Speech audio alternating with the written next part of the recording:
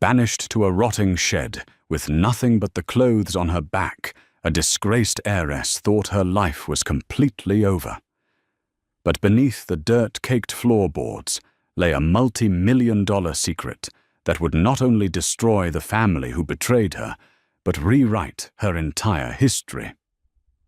Are you ready for the truth? Rain lashed against the cracked, fogged window pane of the estate's main office, mirroring the storm raging inside Victoria Harrington's chest. For 32 years, the sprawling Harrington Manor in Fairfield County had been her sanctuary, her birthplace, and her future. Now it was the site of her execution. Sitting across the mahogany desk was Nathaniel Reed, senior partner at Reed & Montgomery, the family's long-time estate law firm. Beside him sat Victoria's older brother Schuyler and his wife Penelope. Penelope wore a dark, impeccably tailored mourning dress that did absolutely nothing to hide the triumphant smirk playing at the corners of her mouth. Frederick Harrington, their father, had passed away unexpectedly just 2 weeks prior.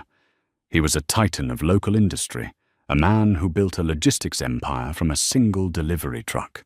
He had always promised Victoria that they would run the company together, while Schuyler, who had a gambling habit and a string of failed tech startups, would receive a generous but strictly managed trust fund. Yet the document Nathaniel was reading told a drastically different story. To my son, Schuyler Harrington. Nathaniel read, adjusting his wire-rimmed glasses. I leave the entirety of the Harrington logistics empire, the Fairfield estate, and all liquid assets held in my name. You have proven yourself in ways I previously failed to see, and I trust you to carry the family legacy forward. Victoria's heart stopped. She stared at Nathaniel, the blood draining from her face. That's impossible, she whispered, her voice trembling. Dad and I drafted a new succession plan just last month. He knew Schuyler was in debt. Schuyler slammed his hand on the desk, his face flushing red. Watch your mouth, Victoria. The will is ironclad, dated and notarized 3 days before his stroke. It's a forgery, Victoria snapped, standing up her chair, scraping violently against the hardwood floor. He would never leave the company to you, let alone the house. Penelope leaned forward, her perfectly manicured fingers steepling together. Grief makes us say terrible things, dear. The truth is, your father finally realized who possessed the true business acumen in this family. You were always just a distraction, a secretary playing at executive. Nathaniel cleared his throat, clearly uncomfortable but bound by the paper in front of him. There is one final provision, pertaining to you, Victoria. Victoria slowly sank back into her chair, her eyes darting between the lawyer and the smug faces of her relatives. To my daughter Victoria. Nathaniel read his voice, dropping a fraction of an octave. I leave the old gardener's shed on the eastern boundary of the estate and the 1/4 acre of unlandscaped brush surrounding it. May she find the humility there that she so severely lacked in life. Silence descended on the room, heavy and suffocating. The old gardener's shed. It hadn't been used since Gregory, their groundskeeper, passed away nearly 15 years ago. It was a dilapidated, rotting wooden shack without running water heat or proper electricity. It was completely uninhabitable. You have until sundown to vacate the main house, Schuyler said, standing up and buttoning his suit jacket. Security will escort you to your new property. Do not attempt to take any jewelry, artwork, or assets belonging to the estate. Your bank accounts tied to the company have already been frozen. The cruelty of the betrayal was paralyzing. Victoria was stripped of her home, her livelihood, and her father's legacy in a single afternoon. Security guards, men she had known for years and brought coffee to on cold mornings, now stood behind her, their eyes averted out of shame, ready to enforce Schuyler's eviction. By 6 p.m., The storm outside had intensified into a torrential downpour. Victoria stood shivering in the mud before the sagging structure of the shed. She held a single canvas duffel bag containing 3 changes of clothes, a few toiletries, and a framed photograph of her and her father. That was all she was allowed to take. Pushing open the heavy, swollen wooden door, she was hit by the overwhelming stench of mildew, old motor oil, and decaying wood. The interior was a nightmare. Cobwebs hung thick from the rafters like torn grey lace. Rusted rakes, a broken lawnmower, and stacks of rotting burlap sacks littered the dirt-caked floorboards. In the corner sat an old, heavy iron workbench, bolted to the floor, covered in dust and dried leaves. There was no bed, no bathroom, just a single flickering bulb dangling from a frayed wire in the center of the room, turning on only when she yanked a rusted pull chain. Victoria dropped her bag onto a relatively dry patch of floor and collapsed against the rough wooden wall. She pulled her knees to her chest, the reality of her situation crushing her lungs. She had no money, no phone service out here on the edge of the woods, and no allies. Skylar had meticulously planned this, likely bribing Nathaniel or manipulating their father during his final, vulnerable days. She cried until her eyes burned and her throat was raw. She mourned her father, and she mourned the life that had been stolen from her. But as the freezing night crept in, the dropping temperature forced her tears to stop. Survival instinct kicked in. She could not freeze to death in her own backyard. She had to fight. She would find a pro bono lawyer. She would investigate the notary who stamped that fraudulent will. She would take Skylar down, even if it took the rest of her life. But first, she had to survive the night in Gregory's abandoned shed. Dawn broke over the Fairfield estate, casting long, pale shadows through the cracked, grime-covered windows of the shed. Victoria awoke, shivering violently, her teeth chattering. She had spent the night wrapped in her few spare sweaters, curled on top of empty burlap sacks. Every muscle in her body ached from the hard, damp floor. Sunlight revealed the true extent of the squalor. The shed was even worse than it had appeared in the dim light of the single bulb. Animal droppings dotted the corners, and black mold crawled up the baseboards. "I can't live like this," Victoria muttered to herself, her breath pluming in the freezing air. "If I'm going to stay here while I build a case against Skylar, I have to make it habitable." She found an old, stiff-bristled push broom leaning against the wall and a dented tin bucket. Outside, a rusted spigot connected to an old well line miraculously still produced a sputter of freezing, metallic-smelling water. She filled the bucket, found a calcified brick of lye soap on a shelf, and got to work. Physical labor was foreign to her, having spent her life in boardrooms and luxury cars, but the anger burning inside her fueled her movements. She swept decades of dirt out the front door. She scrubbed the walls. She began clearing the heavy junk, dragging rusted tools and broken machinery out into the overgrown brush. By midday, her hands were blistered and raw, her designer slacks ruined with grease and mud. Only one massive obstacle remained, the old iron workbench in the back corner.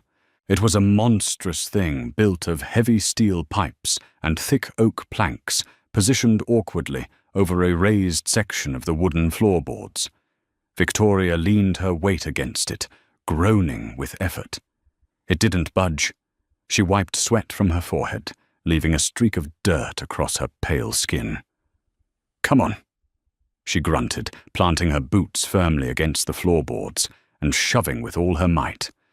With a horrible metallic screech, the workbench slid a few inches to the left. But it wasn't the sound of the scraping metal that caught Victoria's attention. It was the sound the heavy steel leg made when it dropped heavily onto a different section of the floor. Thud. It wasn't the solid, dull thud of thick wood resting on dirt or a concrete foundation. It was a resonant, echoing sound, a hollow sound. Victoria froze her breathing ragged. She knelt beside the bench, her blistered hands running over the filthy floorboards. The wood here was different. While the rest of the shed's floor was made of long, continuous pine planks, this corner, previously hidden completely by the massive workbench, was constructed of shorter, neatly fitted oak boards. She grabbed the stiff broom and vigorously scrubbed the grime away from the area. As the decades of packed dirt and oil lifted, a distinct outline began to appear. It was a perfect square about 3 feet by 3 feet. Her heart began to hammer against her ribs. She scrambled to a pile of discarded tools she had thrown outside and retrieved a rusted flathead screwdriver. Kneeling back down, she wedged the metal tip into the hairline crack of the square outline. She pushed down, using the screwdriver as a lever. The wood groaned in protest, resisting. She adjusted her grip, gritting her teeth, and threw her entire body weight onto the handle. With a sharp crack, the seal of dirt and time broke. A cloud of ancient dust puffed into the air as the edge of the square lifted upward. Victoria jammed her fingers under the heavy wood and heaved. It was a trap door. As she flipped the heavy hatch backward, a rush of stale, cold air wafted up from the darkness below. It didn't smell like the damp rot of the shed. It smelled like old paper-dried leather and enclosed stone.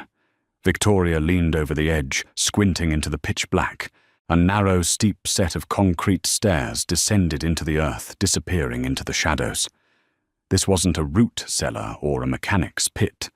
The concrete was smooth, professionally poured and reinforced with steel framing. "What in the world?" she whispered, the sound swallowed immediately by the void below. She needed light. She remembered a heavy-duty battery-powered lantern sitting on one of the high shelves. Praying the ancient batteries hadn't entirely corroded, she grabbed it and clicked the heavy black switch. Miraculously, a strong white LED beam pierced the gloom. With the lantern gripped tightly in her trembling hand, Victoria placed one foot onto the first concrete step. It was solid. She took another step down, then another, the trap door framing a square of grey daylight above her. The staircase descended about 15 feet before opening into a surprisingly large, subterranean room. Victoria swept the lantern beam across the space, her mouth falling open in shock. The room was a climate-controlled bunker, lined with thick concrete and reinforced steel beams. But it wasn't a doomsday shelter. It was an office. A pristine mahogany desk, an exact replica of the one in the main house where she had been disinherited, sat in the center. Persian rugs covered the concrete floor. Floor-to-ceiling bookshelves lined the right wall, filled not with literature, but with rows upon rows of identical black leather-bound ledgers. Against the far wall stood an enormous antique Mosler Bank safe, its heavy steel dial gleaming dully in the lantern light. Victoria walked slowly into the room, feeling like she had stepped into a ghost story. She approached the desk. It was completely clear, save for a single modern manila envelope sitting perfectly in the center of the leather blotter. She reached out her fingers, brushing the thick paper. Printed on the front of the envelope, in her father's unmistakable sharp handwriting, were 3 words: "For Victoria." Finally. Tears pricked her eyes as she recognized his script. Frederick Harrington had known. Somehow he had anticipated everything that had happened. She tore open the envelope. Inside was a heavy brass key, a small black USB drive, and a handwritten letter. She unfolded the crisp white stationery and began to read. "My dearest Victoria, if you are reading this, my worst fears have materialized. It means I am gone, and your brother has done exactly what I suspected he would do." I knew Schuyler had compromised Nathaniel Reed months ago. I discovered their meetings in the city, their whispers of forged signatures and offshore accounts to hide Schuyler's massive gambling debts from the company auditors. You must understand, my girl, I had to let them think they won.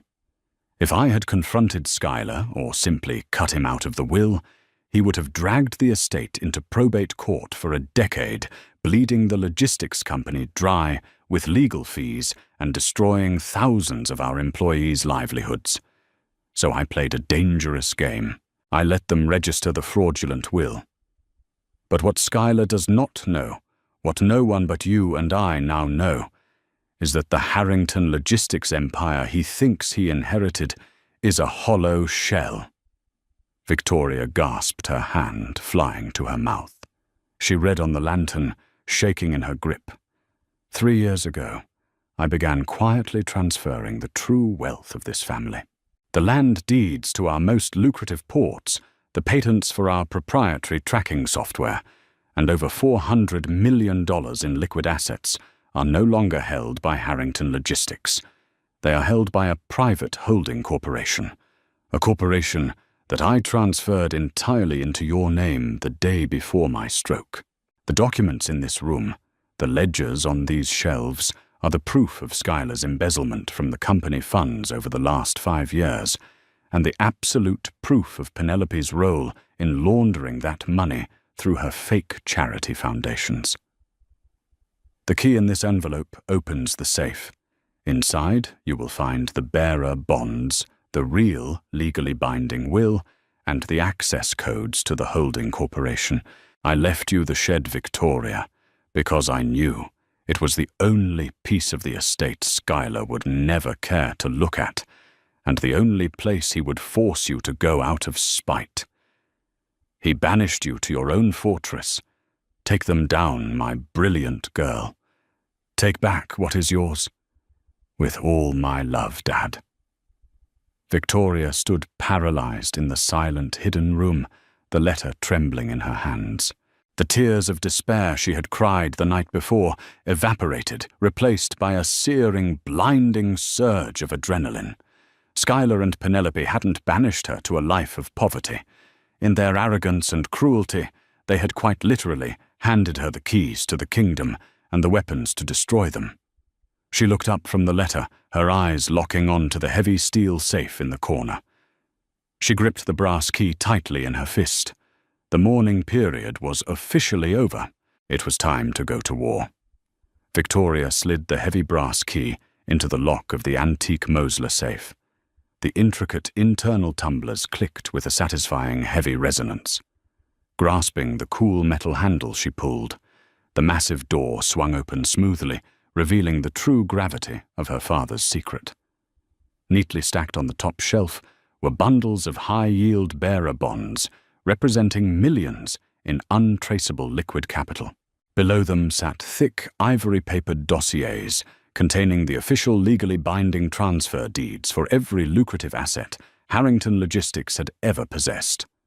The deep-water ports in Seattle and Newark, the automated warehousing patents, the global shipping contracts, they all belonged to Vanguard Holdings, LLC. And according to the finalized notarized documentation, resting in a red folder, Victoria was the sole proprietor of Vanguard Holdings. She plugged the small black USB drive into an offline laptop she found tucked inside the mahogany desk's bottom drawer. The screen flickered to life, illuminating the dark bunker.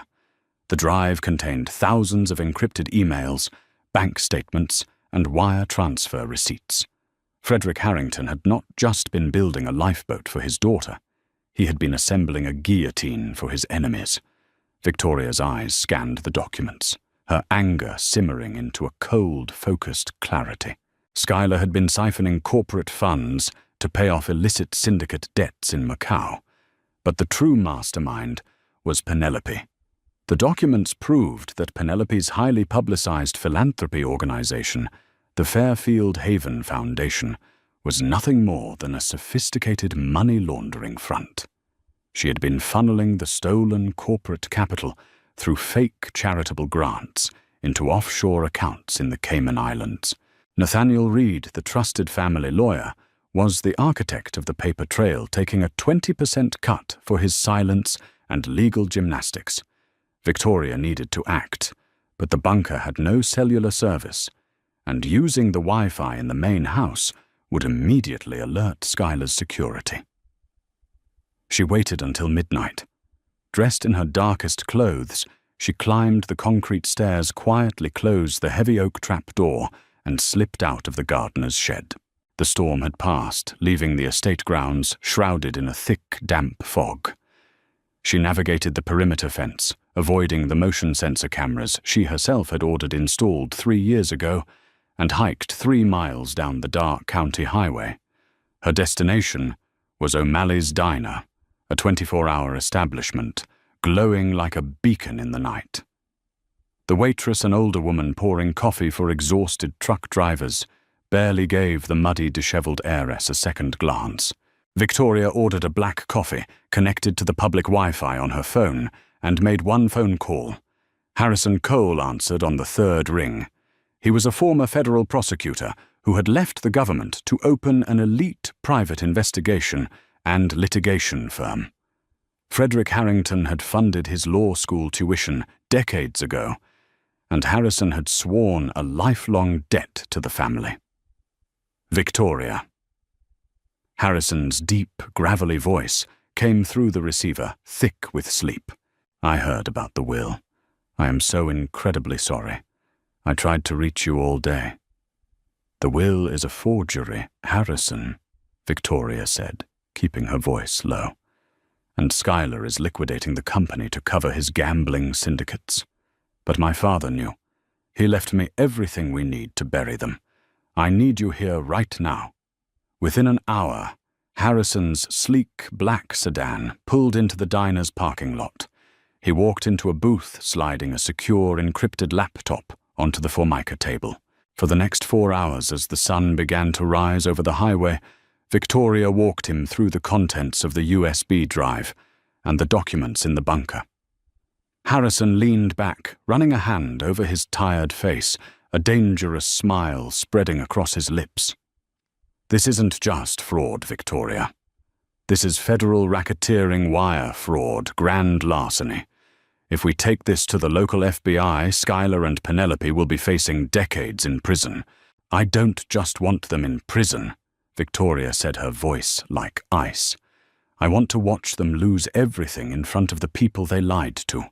Skylar scheduled an emergency shareholder vote for Friday to approve a merger that will officially liquidate the company's remaining cash. We are going to that meeting. The next 3 days were a masterclass in clandestine preparation. During the day, Victoria remained hidden in the subterranean bunker beneath the gardener's shed, eating protein bars and drinking bottled water Harrison had smuggled to her. She memorized every line of the corporate charters, every offshore account number, and every damning email. By night, Harrison coordinated with his contacts at the Federal Bureau of Investigation. Special Agent Miller, a specialist in white-collar crime, reviewed the Vanguard Holdings documentation and the wire transfer proofs. The federal magistrates moved with unprecedented speed, signing sealed arrest warrants and asset freeze authorizations. Meanwhile, up in the main manor, Skylar and Penelope celebrated their stolen victory. Through a hidden audio bug Harrison had managed to plant near the estate's swimming pool, Victoria listened as they toasted with vintage champagne, laughing about how easily they had discarded her. Penelope gleefully discussed redecorating Victoria's former bedroom, while Skylar bragged about the upcoming merger that would wash his debts clean forever. They had no idea that the ground beneath their feet was quite literally rigged to collapse. Friday morning arrived with blinding sunshine. The Harrington Logistics skyscraper dominated the downtown skyline, a monument to Frederick Harrington's lifetime of grueling work. Inside the penthouse boardroom, the atmosphere was tense but electric. Skylar sat at the head of the massive glass conference table wearing a custom Italian suit, exuding an air of unearned arrogance. Penelope sat elegantly to his right, while Nathaniel Reed hovered nervously near the projector screen. The room was packed with the company's executive board and major shareholders. "Ladies and gentlemen," Skylar announced, standing and buttoning his jacket, We are here to finalize the merger with Apex Global. This acquisition will streamline our operations and provide a massive payout for everyone in this room. My father's vision was grand, but it was outdated. Today, we step into the future. He gestured to Nathaniel, who stepped forward with a thick stack of contracts. If the board will just sign. The heavy frosted glass doors of the boardroom violently swung open, slamming against the walls with a sound like a gunshot. The entire room turned in shock. Victoria stood in the doorway.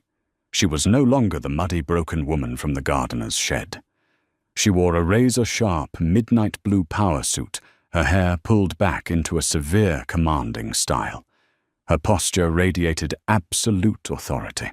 Flanking her were Harrison Cole and 4 stern-faced men wearing dark windbreakers with the letters FBI printed in bright yellow on the back. "The board will not be signing anything," Skylar Victoria said, her voice slicing through the stunned silence. She walked slowly into the room, her heels clicking methodically on the marble floor. Skylar's face drained of color, his jaw dropping. "Victoria, what is the meaning of this security? How did she get in here?" "Security works for the building owner, Skylar," Victoria replied smoothly. She stopped at the opposite end of the glass table, resting her hands on the surface. "And as of this morning, Vanguard Holdings, LLC, officially owns this building. In fact, Vanguard Holdings owns the trucks, the patents, the shipping routes, and the contracts you are attempting to sell." Penelope stood up, her polite facade cracking. "That's ridiculous. You have nothing. You were disinherited." Harrison Cole stepped forward, dropping a massive stack of ivory-papered dossiers onto the center of the table. "Frederick Harrington legally transferred all high-value assets to Vanguard Holdings 3 years ago. Victoria is the sole beneficiary. The company Skylar inherited is completely empty. He owns the name on the door and the office furniture. Nothing else." Murmurs of shock and outrage erupted from the shareholders. Skylar looked like he was going to be sick. He turned to Nathaniel Reed. "Nathaniel, do something. This is a bluff." The lawyer was trembling, backing away from the table. I didn't know about Vanguard. He must have used an outside firm." "He did," Special Agent Miller said, stepping into the light.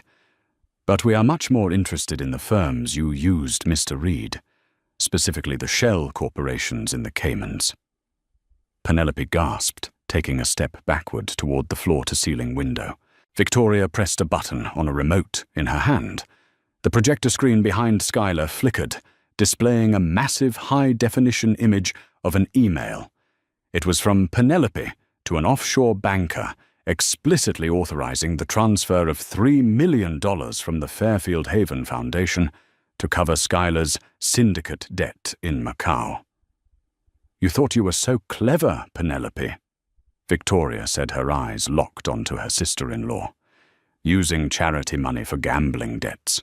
Dad found every single receipt. He left them in a safe in the old gardener's shed, the very place you banished me to." Skylar turned on Penelope, panic overriding his loyalty. "You told me those transfers were untraceable. You said the foundation was secure."